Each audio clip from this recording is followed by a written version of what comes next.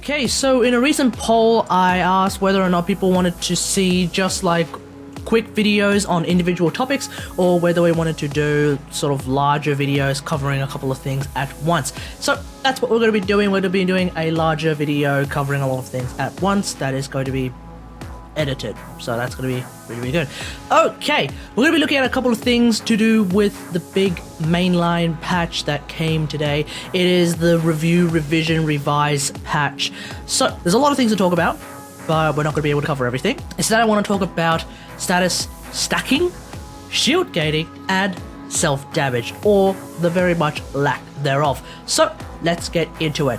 When it comes to self-damage no longer exists. What does that mean? Here I have the Kuva Brabber. The Kuva Brabber, typically when you shoot it at your foot, you will basically blow yourself up. Now, you do no such thing, and I'm not even using invulnerability memes. So now, what that means is you get to basically walk up to an enemy, and you can basically use the Kuva Brabber like a melee weapon if you want.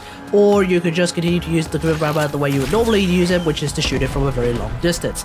Same goes for the lens, Toncore, Penturn, all that stuff. There may very well be a handful of weapons that somehow avoided losing their self-damage, but DE is going ahead and getting rid of as many as they can with each and every hotfix. They should be able to get rid of every single one of them by next week, I guess. I don't know, we'll see. Instead, the self-damage is now replaced with some self-crowd control. So when you shoot at your own foot, you go into what appears to be an unskippable animation. And what can we use to mitigate our own crowd control from self-damage, quote-unquote? The first way is to use a mod called Cautious Shot. Cautious Shot is a mod that's finally able to be used on the Kuva Brabber. It has a 90% chance to reduce the stagger effect from self-imposed radial attacks, i.e. self-damage, quote-unquote. It turns out that if you shoot the Kuva Brabber at your foot, you're not going to see the effects of Cautious Shot. Pretty much every shot that you take that is like right in front of you, it's going to push you back. But you now have a chance to not fall over from a shot that is not too far away. If we take off Cautious Shot, like so, then when we shoot from that distance, we still jump back because we're still knocked back, like so. However, with Cautious Shot, we do that sort of blocking movement as part of that mod. The next way is to use an Excellence mod for the WarFrame. So we have two to choose from. The first one that seems to be very popular is Handspring. Handspring gives you 160% faster knockdown recovery speed. So that is very, very useful. What that basically means is instead of taking forever to do the sort of jump back, it is now a much faster process. However, it is, in my opinion, far inferior to the alternative, which is Prime Sure-Footed. Prime Sure-Footed gives you a 100% chance to resist knockdown. Now, this actually includes self-knockdown from self-damage, quote-unquote. So, what does that look like? It looks like this. Ta-da! You don't actually get crowd controlled at all. So no matter what distance, whether it be at your foot or at a distance, you are always standing with your feet firm on the ground. You are very much sure-footed. Which means that effectively that makes Prime Sure-Footed just vastly superior to Handspring, because Handspring has more than 0 seconds of self-imposed crowd control, whereas Prime Sure-Footed has 0 seconds of self-imposed crowd control, which basically means that, as you can see, as long as you can actually fit Prime Sure-Footed into your WarFrame build, Prime Sure-Footed is vastly superior to Handspring. If you can't fit Prime Sure-Footed, then you may want to look at using Handspring, or alternatively, you may want to look at using Cautious Shot. But in terms of just overall time to get out of self-imposed crowd control, it looks like Handspring is superior to Cautious Shot. The next thing we're going to be talking about is shield gating. Yes, shield gating is finally in the game. So we're going to be looking at this specifically from a mag's perspective. If you want to have a look at shield gating in relation to a Warframe that you use a lot, for example Banshee, then just jump into the simulacrum and play around with it. But let's have a look at what happens with shield gating. So as I stand here and get hit by this corrupted heavy gunner, what we can notice is that shield gating has a couple of things that happen at the same time. The first thing is that when you have any damage that over depletes your own shields, it doesn't actually go to your health. This was briefly mentioned by the devs in the dev stream. Basically, if it's a rocket, if it's a stray bullet, and it happens to do more than the amount of shields that you have left, your health does not get touched by any residual damage. Afterwards, your health is then protected for about a second. Observe, I was protected for about a second, and that corrupted heavy gunner had to keep shooting past the second in order to kill me. And now against a bombard, one bomb from a level 140 bombard typically just yeets me off the map instantly because it does a lot of damage. But with shield gating, I only lose the shield. And then of course the second rocket is going to kill me, provided that bombard doesn't get crowd control. So when it comes to getting these two things to happen, what I'm noticing is that as long as you have any shields, the shield gate itself will always happen. So whether it be a little bit of shields or whether it be all of your shields, doesn't matter. Any damage that is done to your shields will never bleed over to your health when you are without any more shields.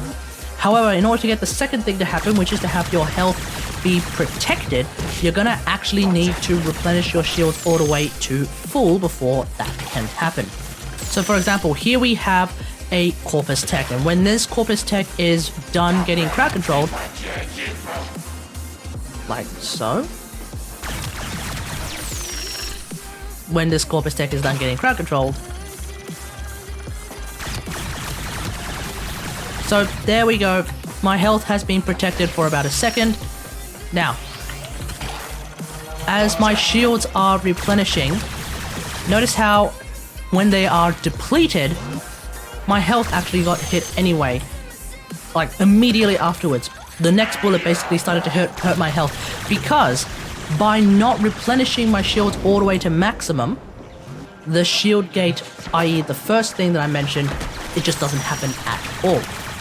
So how do we tackle this problem? Well, it's very simple. So here we go. My shields have been depleted, and now I had a second of invulnerability per se. And now I just use 2 polarizers and my shields are back to full. For a warframe like Banshee and other warframes that don't have any ways of replenishing their shields, you're going to have to find something else. Potentially something like Brief Respite, that could be really, really good. But if you don't have any energy, for example, as mag, then you're kind of screwed. Also, our shields are now a little bit stronger. They just straight up reduce any incoming damage by 25%, so that's pretty cool. Now, enemies with shields also have their own shield gating mechanic, and how this works is basically when you have an enemy with shields and you are doing damage to them, as you can see, that did almost no damage to their health. And how does this work? Well, basically, only 5% of damage done to shields bleed over to their health, i.e. 5% of the damage left after shields, right? So, if you happen to not be able to break their shields at all, well, you're not going to do any damage to their health. For example, here is a Xenoid Gamma Core. As you can see, as I do a little bit of damage to their shields, it's not bleeding to their health. Not even the gas proc. So, that's an entirely separate thing anyway. But the idea is, without their shields, I could easily, instantly kill this Corpus Tech. Like so. But with their shields, I cannot kill this Corpus Tech immediately. But if you happen to be really good at aiming and you happen to know where the weak spots of a Corpus Tech are, for example their head, you can still insta-kill them with very relative ease. Alternatively, if you shoot the head of a mower, you're going to be coming across the shield gating shenanigans, but if you shoot the backpack, it's an instant kill, like so. Provided, of course, your weapon does enough damage to actually do an instant kill. That's basically the idea. By shooting the weak spot, you actually bypass the shield gate. So when we take all of these things into account and when it comes to mag, what can we do? Well, here is a build called the Shield Hero build. So this is a very much shield based build. We're using Arcane Barrier and Aegis, although you could probably remove one of them and put in Energize if you really want to. But otherwise, we are going to be using both Umbral Vitality and Redirection, specifically Umbral Vitality so I can increase the power of Umbral Intensify because that's really good, and also I already have 2 Umbral slots, so can't really do much about that. But otherwise, everything else should be pretty self-explanatory, and we're going to be using Redirection and Adaptation because that is really strong. Coupled with the fact that shields now take only 25% less damage, probably not the best way to express that, but as you can see, I am now effectively invulnerable, especially when Arcane Aegis is active and I have run out of shields.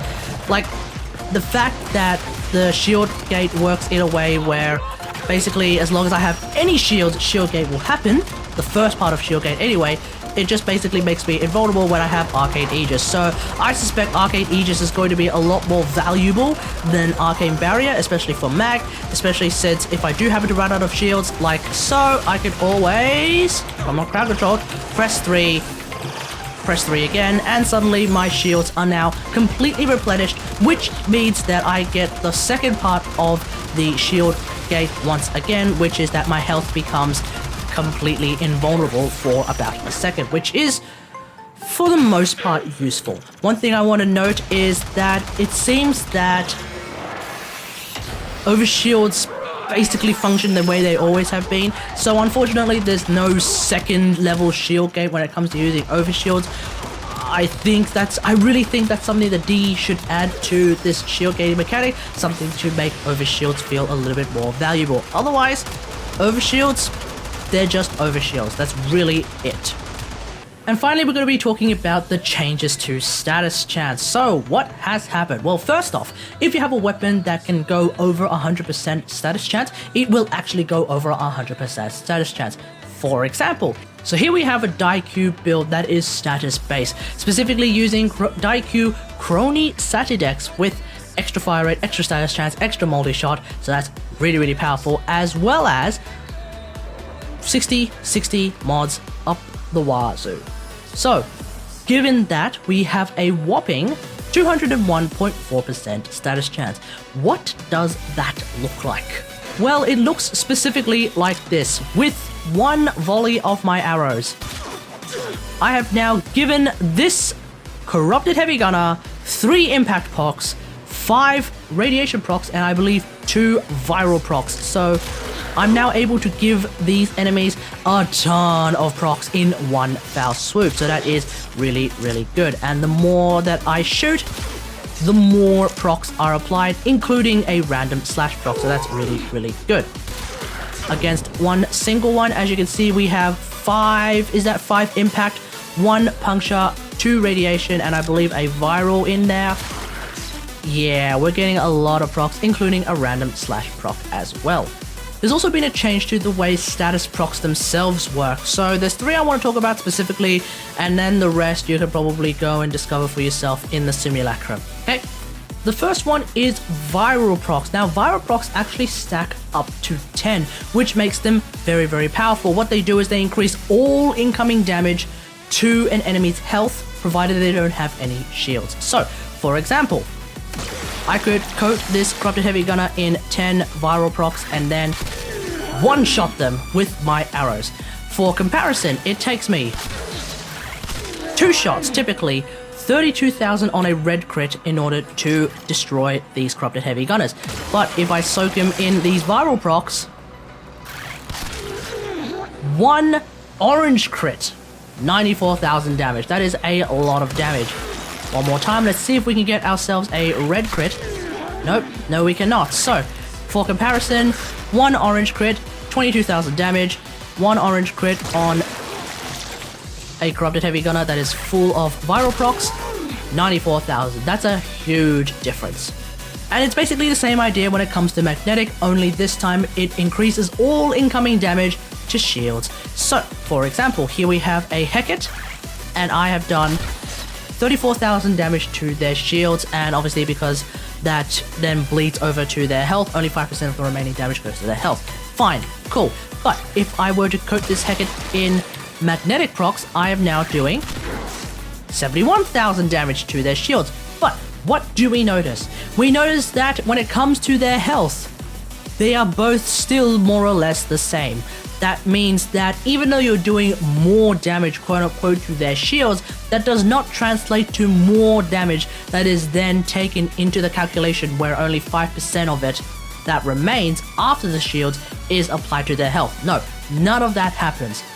Basically, it's only a shield thing, only the shields are vulnerable. Otherwise, I guess it's just back to the usual calculation for figuring out how much of that remaining damage after shields is then, calculated to be health damage after their shield gate. Does that make sense? So, one more time. I did around 30,000 damage more or less, and their health is down to about the 100 mark, and I've done basically nothing to their health. If I coat this guy in some magnetic procs, I've done 71,000, even 10,000, and minuscule difference to their health, okay? So just keep that in mind, that's not how that works. Now, to me personally, I feel like the magnetic change still not that great for two reasons. Number one, apparently toxin damage still goes through shields, so lol, that I guess that continues to be a thing. And then secondly, of course, if you shoot the right place, you can still insta-kill these enemies. Obviously, these ones are going to die instantly because they don't have any shields. But same idea if you shoot a Corpus Tech in the head, which kind of devalues the whole point of increasing all incoming damage to their shields. And finally, we have radiation damage. And the way that radiation damage works is, again, stacking up to 10. What it does is it actually increases the amount of damage that each victim does to each other. So as you can see, these bombards are massively and really quickly killing each other, which is really, really good, except for these last two who, for whatever reason, decide to not kill each other at all. Alternatively, if you look at these bombards who only have one bit of radiation on them, they're not killing each other nearly as quickly, despite the fact that some of them are already missing a giant chunk of their health from the viral damage from my Synoid Gamma Core. So that's basically the idea. Now, one thing I want to just make a note of, for anyone who may be curious or worried per se, it doesn't actually increase the amount of damage that they do to you. Just the amount of damage that they do to themselves. So because of all of that, I actually have a pro tip, which is to use the Cryotra and mod it for viral damage. As you can see, the Cryotra is very, very good at rapidly increasing the amount of viral procs that an enemy has, like these Corrupted Heavy Gunners. Notice how they are going up by 3, which basically allows me to instantly kill them with one arrow. Or one swipe of my Akundala, well, two swipes I guess, of Akundala with the heavy attack. It makes it very, very powerful as a support weapon for the Death Cube. Or of course your Moa as well. The build that I am using, for those who are wondering, is basically 60, 60, 60s, Viral Electricity, we're going for Viral Acceleration, and Vigilant Fever for extra fire rate, as well as, using the Vigilante mods because they're really, really good. And then we're also using Rifle Aptitude for even more status chance because that got buffed. Used to be plus 15, now it's plus 30. It's really, really good. So I wrote in the script that this was a quick rundown of some things that came with the update, but I've actually been recording for almost an hour. So, that's everything in terms of these 3 things, in terms of things that I have noticed so far. Let me know what you think about all of this in the comments below. Do you have anything that you've noticed about shield gating, status stacking, self-damage? Let me know in the comments. If you have any questions, feel free to leave them in the comments. I'll try and figure out your answers. Sometimes there are things that even I don't really understand as of yet. We're just gonna have to wade through just this gigantic tsunami of new things to check out, or rather old things to check out. I don't know. Anyway, hope you guys enjoyed this. If you like this video, hit that like button, subscribe for more Warframe content, and until next time, I'll see you guys later. Thanks for watching. Bye.